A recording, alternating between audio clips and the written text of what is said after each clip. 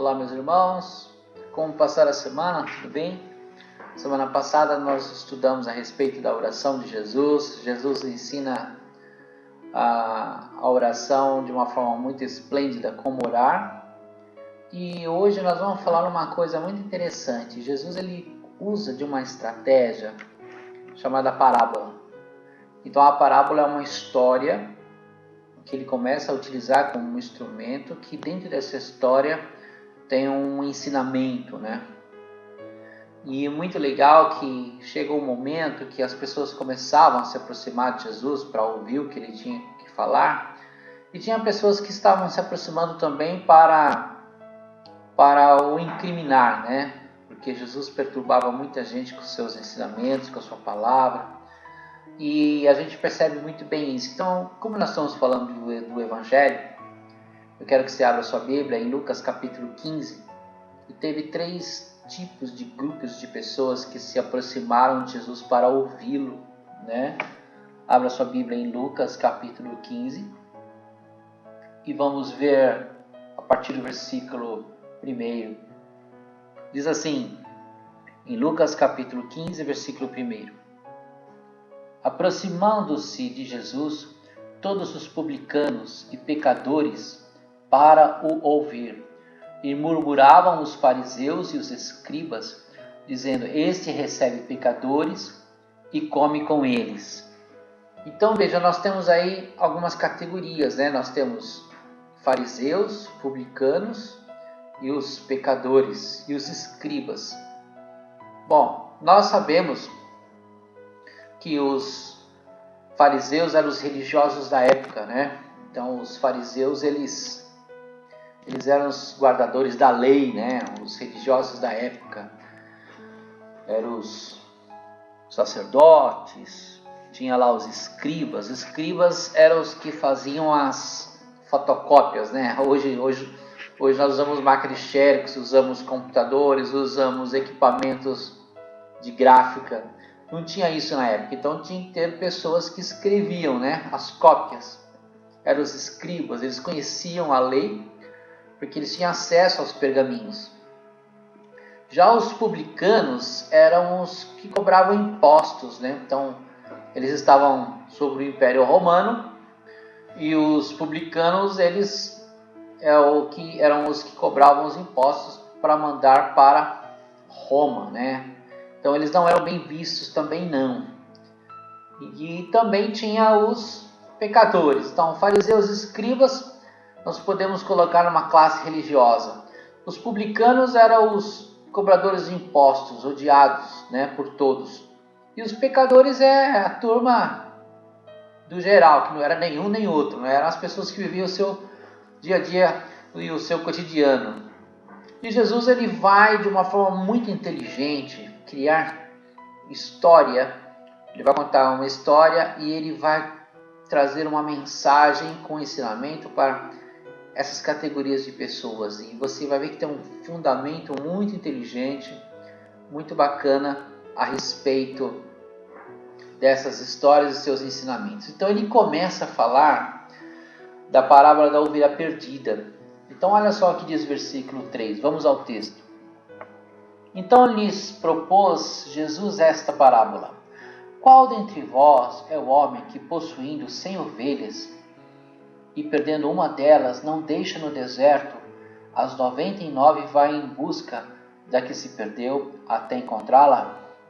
Achando-a, põe sobre os ombros, cheio de alegria, e indo para casa, reúne os amigos e vizinhos, dizendo-lhes: Alegrai-vos comigo, porque já achei a minha ovelha perdida. Digo-vos que assim haverá maior júbilo no céu por um pecador que se arrepende, do que por 99 justos que não necessitam de arrependimento. Então, na primeira parábola, Jesus ele enfatiza o aspecto de que quando um se arrepende, há uma alegria, há um júbilo, há algo a ser considerado. Então ele está começando a falar sobre a essência da salvação. E ele agora vai contar uma outra história, uma outra parábola. Na sequência, nós vamos observar aí que no versículo 8, ele vai contar a história da dracma perdida. A dracma é uma moeda, né, que as mulheres usavam na época, que eram várias moedas. Elas tinham uma corrente, né, que ligava as moedas e elas usavam na testa. Era um enfeite, era uma coisa assim muito valorizada na época. E olha só o que diz o versículo 8. Ou qual é a mulher que, tendo 10 dracmas, se perder uma, não acende a candeia, vai à casa e a procura diligentemente até encontrá-la? E tendo-a achado, reúne as amigas e vizinhas, dizendo: alegrai-vos comigo, porque achei a dracma que eu tinha perdido. Eu vos afirmo que, de igual modo, há júbilo diante dos anjos de Deus por um pecador que se arrepende. Veja, na primeira história ele conta a história da ovelha, né, que se perdeu, mas ele foi buscar fora, ele foi longe buscar essa ovelha, algo que tinha se perdido numa certa distância. Na segunda história, na segunda parábola, ele conta aquele que se perdeu dentro da casa, entendeu? Então há os que se perdem fora e os que se perdem dentro da casa. E agora ele vai entrar numa história que é a história do filho pródigo, que realmente que é o que Jesus vai enfatizar para impactar todos eles ali. Então, olha só, ele conta a história de 2 filhos. E essa história é muito interessante porque a gente conhece essa história como a história do filho pródigo, mas se eu fosse dar um nome para essa história, eu ia colocar o amor de um pai, o amor grande de um pai. E essa ideia de pai que a gente conhece da história do filho pródigo, na época era algo muito contraditório, porque o judeu ele era muito rígido na sua forma de educar os filhos, era uma rigidez muito grande.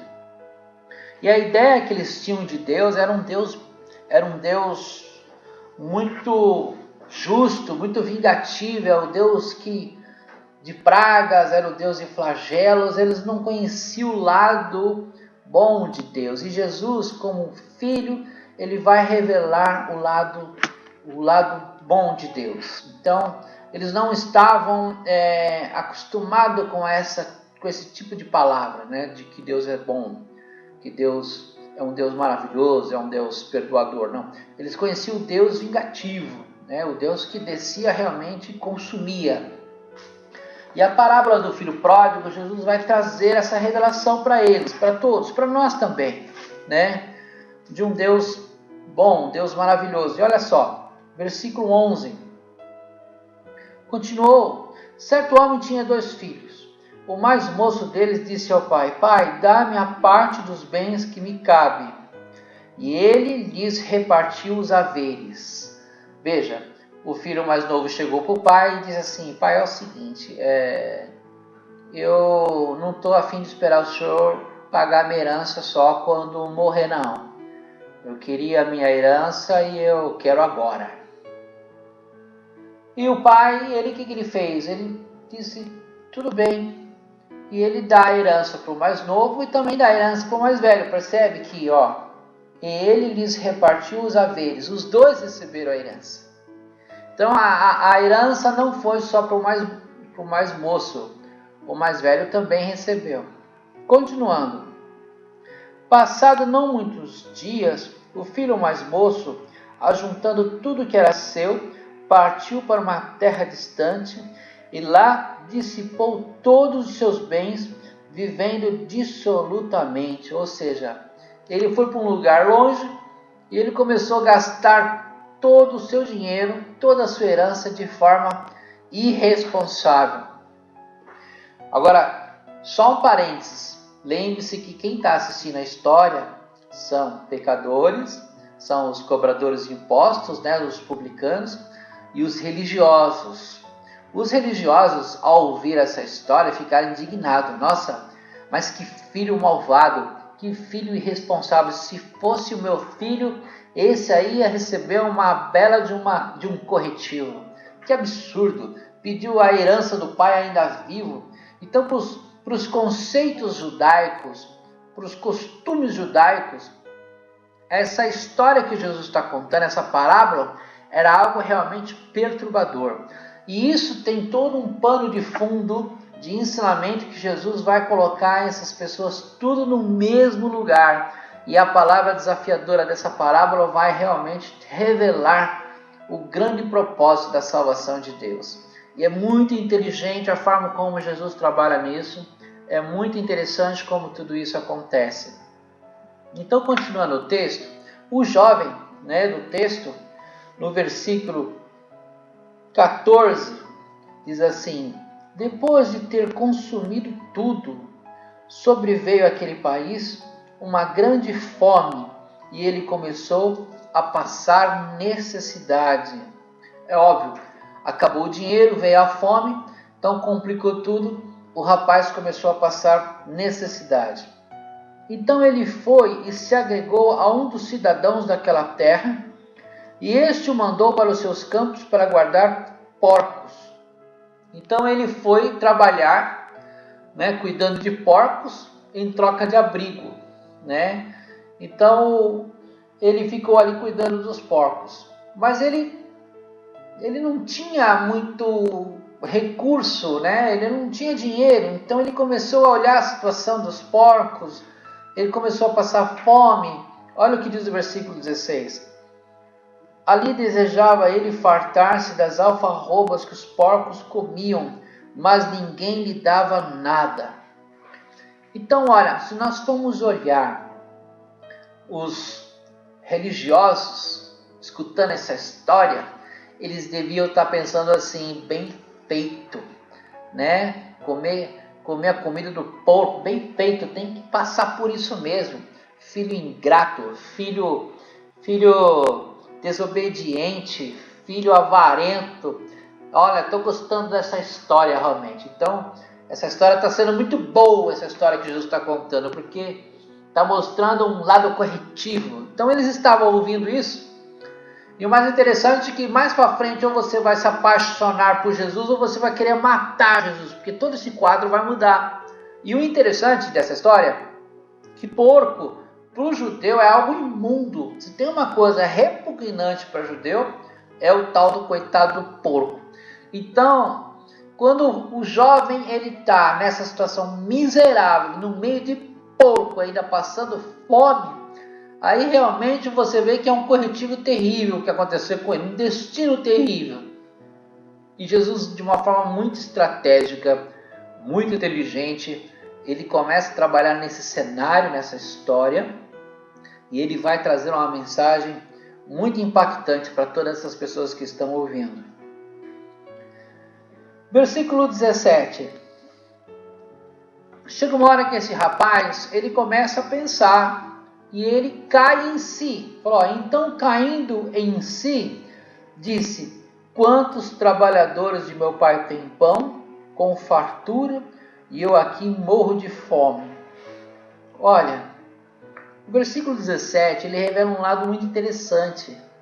Ele está lembrando das pessoas que trabalhavam com o pai. Falou, quantos trabalhadores de meu pai têm pão com fartura e eu aqui morro de fome? Então ele está enfatizando que o pai dele é muito bom. Então ele começa a lembrar que onde ele vivia, a casa dele, era um lugar de fartura e o pai dele era bom. E ele levanta, versículo 18, ao levantar-me-ei, irei ter com meu pai, e lhe direi, pai, pequei contra o céu e diante de ti. Então ele bola um plano, ele começa a bolar uma ideia. Bom, eu vou levantar cedo e eu vou com meu pai, porque o meu pai é bom. Eu irei com meu pai e vou dizer, pai, pequei contra o céu e diante de ti. Então, o jovem, ele planeja chegar na presença do pai numa postura de arrependimento. Olha que interessante. Todas as vezes que nós estamos longe, que nós fizemos coisa errada, a estratégia correta é a estratégia de nós nos aproximarmos numa postura de submissão, de arrependimento. E olha só, ele fala assim, pequei contra o céu e diante de ti. E olha o 19, já não sou digno de ser chamado teu filho. Trata-me como um dos seus trabalhadores. Então, o simples fato dele voltar e ser aceito como um dos seus empregados, para ele já é uma coisa assim muito boa, muito superior ao que ele estava vivendo, porque o pai era bom e tratava os seus empregados com dignidade. Versículo 20. E levantando-se foi para o seu pai, né? Vinha ele ainda longe quando seu pai o avistou, e compadecido dele, correndo, o abraçou e o beijou. Olha que coisa linda. O pai, ele vê o menino sujo de longe, né, com os seus pés machucados de tanto andar, porque a viagem foi longa. Ele fez a sua volta de uma forma assim meia traumática, a viagem foi longa, mas o pai, quando vê e o avista, ele corre compadecido, o abraça e o beija. Olha que cena linda. Eu fico imaginando aquele pai correndo pelos campos, na fazenda, e todos os trabalhadores parando para ver aquela cena, congela naquela cena linda do pai voando nos braços, no pescoço do filho, né? E o beija, o abraça, e de uma forma muito carinhosa o valoriza aquele momento. E o filho lhe disse: pai, pequei contra o céu e diante de ti já não sou digno de ser chamado teu filho. Observe que o pai ouve o que o filho tem a dizer, porque de fato o filho tinha cometido erro, mas numa posição de arrependimento, o pai dá um espaço de tempo para ele dizer o que ele tinha a dizer. E o pai observa que realmente ele estava realmente arrependido, ele era um filho machucado, ele era um filho que tinha voltado ali e tinha visto o que ele tinha feito, não tinha maturidade de entender. E olha o 22, o pai porém disse aos seus servos: trazei-me depressa a melhor roupa, vestiu, põe-lhe um anel no dedo e sandália nos pés. Aqui nós temos três coisas interessantes. Quem andava descalço naquela época eram os escravos. Então o pai veste o filho com sandálias, põe roupas limpas e coloca na sua mão um anel no dedo. O anel da família era um sinal de autoridade. O pai está passando autoridade novamente para o filho. O pai está restituindo uma posição para o filho. E isso é muito lindo nessa história, porque os pecadores, quando escutam Jesus contar essa história, eles começam a se identificar. Falam, mas espera aí, esse jovem aí que está voltando, que está sendo recebido pelo pai, aceito pelo pai, esse cara todo sujo, que fez um monte de coisa errada na vida, esse cara sou eu. Então os pecadores começaram a se identificar com a parábola de Jesus, começaram a se identificar com essa história. Isso é muito legal. E o mais interessante é que a atitude do pai não foi uma atitude punitiva, né? Naquela linha de raciocínio que a gente estava vendo dos fariseus, muito pelo contrário. O pai o perdoa, o pai o beija, o pai o abraça, o pai lhe veste com honra. E isso é muito legal. Olha o 24. Olha o que o pai diz. Porque esse meu filho estava morto e reviveu. Estava perdido e foi achado.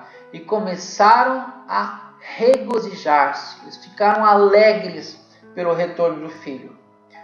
Mas tem uma outra cena aí, tem um outro personagem aí que a gente vai ver, que vai aparecer, que a gente já viu lá no começo, que era o filho mais velho, e ele vai, vamos ver o comportamento dele, ele vai se manifestar nessa história. Olha o versículo 25. Ora, o filho mais velho estava no campo e quando voltava, ao aproximar-se da casa, ouviu a música e as danças. Então, estava tendo uma festa. Chamou um dos seus criados e perguntou-lhe que era aquilo. E ele informou: veio teu irmão, e teu pai mandou matar o novilho cevado, porque o recuperou com saúde. Ele se indignou e não queria entrar. Saindo, porém, o pai procurava conciliá-lo. Então, olha, o filho mais velho, o irmão mais velho, ele ficou irado, né? Ele ficou revoltado, porque ele viu o barulho da festa, viu a alegria que estava tendo naquele ambiente todo. Eles tinham matado um novilho cevado. Novilho cevado era um boi que ele era muito bem alimentado, ele era muito bem cuidado, e ele só era morto numa ocasião muito especial.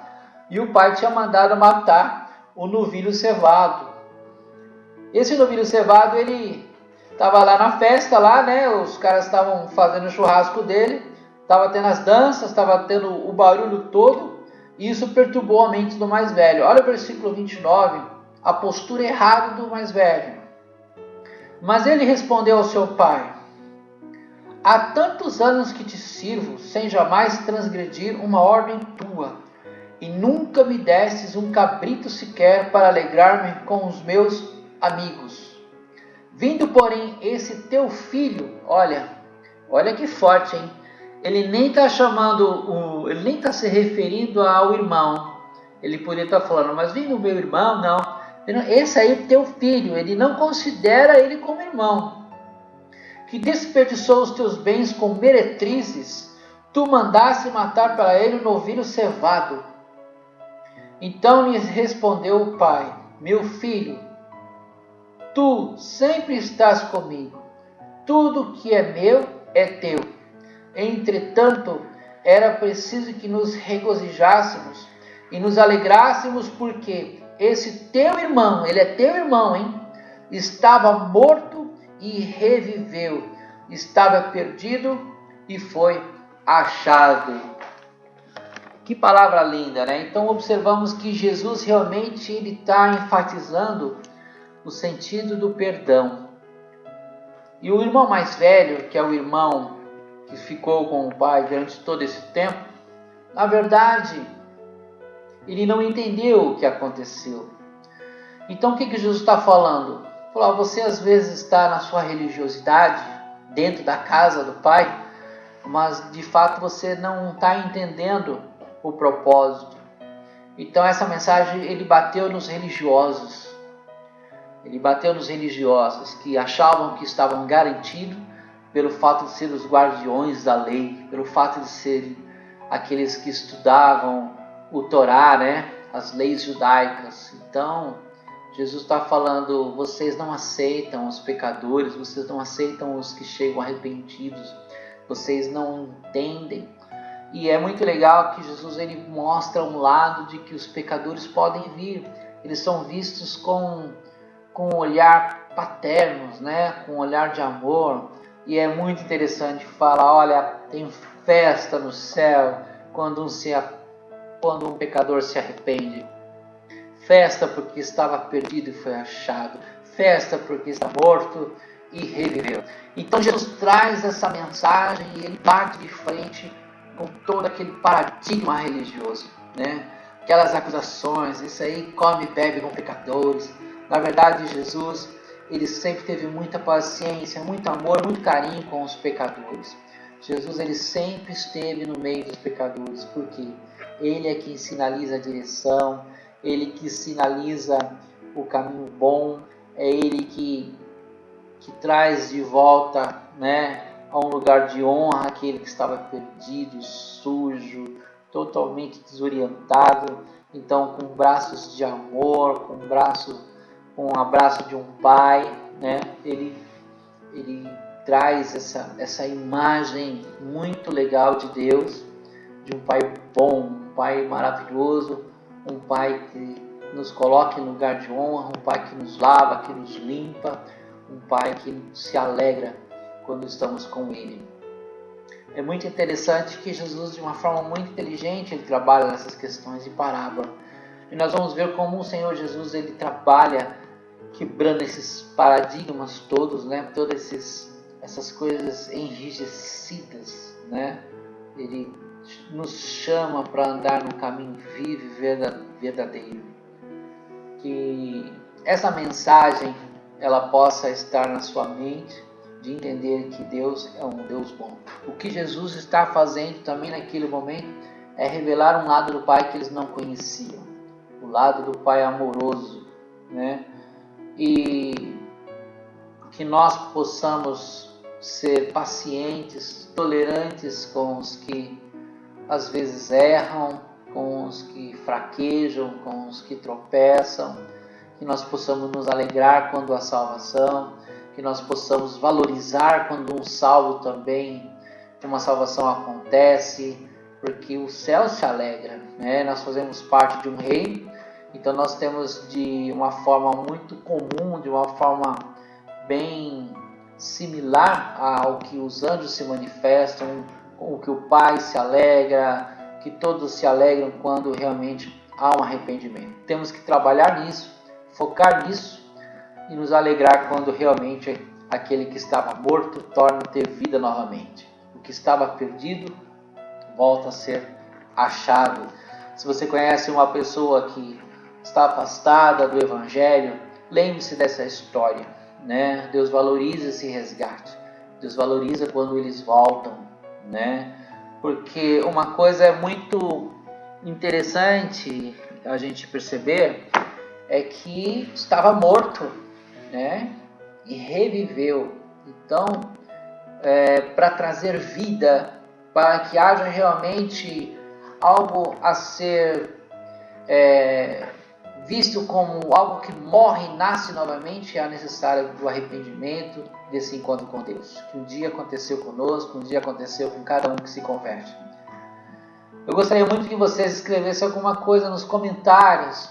Estou acompanhando você, eu sou fulano, eu sou beltrano, né? Eu tenho acompanhado, eu quero saber o que vocês acham das aulas, o que vocês têm achado dos slides que eu tenho colocado, né? Eu coloco as imagens e falo algumas coisas a respeito da palavra de Deus dentro daquela linha de raciocínio que a gente estava fazendo, estudando tudo desde lá do livro de Gênesis, para que vocês pudessem entender o que é sacerdote, o que é o Santo dos Santos, o que é o templo, o que é as leis judaicas, o que aconteceu com os cativeiros de Israel, né? A situação do Império Romano e agora a nova aliança em Cristo Jesus. Então, hoje vocês têm condições de entender mais sobre o ministério maravilhoso de Jesus, esses paradigmas que ele quebra, e essa nova aliança e o surgimento da igreja. Então eu fico feliz, eu gostaria que vocês falassem algumas coisas nos comentários, eu vou ler e vou responder, é claro, e espero que semana que vem nós possamos estar aqui juntos novamente para estudar mais algum ensinamento do Senhor Jesus. Que Deus te abençoe grandemente e que você tenha uma semana abençoada e próspera no nome do Senhor Jesus. Semana que vem a gente está junto aqui novamente. A graça e a paz, queridos.